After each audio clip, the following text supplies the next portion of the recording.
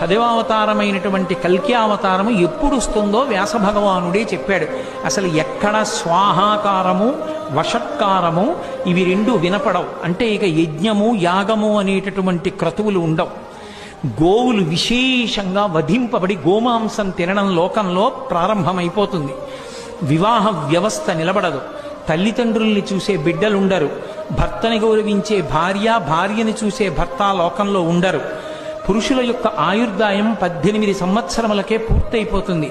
స్త్రీలు కేశపాశములను విరబోసుకుని తిరగడమే లోకంలో పెద్ద విశేషమైనటిదిగా అయిపోయి జట వేసుకునేటటువంటి సాంప్రదాయం విచ్ఛిన్నమైపోతుంది.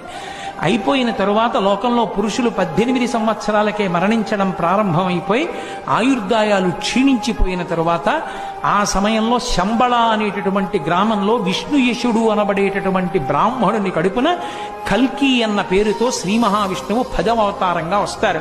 అది ఎప్పుడు అంటే కలియుగం చిట్ట చివరిలో, కృతయుగానికి ప్రారంభానికి మధ్యలో ఆయన అవతరించారని గుర్తు ఏమిటంటే పాపులందరికీ భంగధర వ్యాధి వస్తుంది. అంటే ఆసనమునందు పుళ్ళు పుట్టి నెత్తురు కారిపోతుంది. కారిపోయి వాళ్ళంతట వాళ్లే పురుగులు రాలిపోయినట్టు రాలిపోతారు.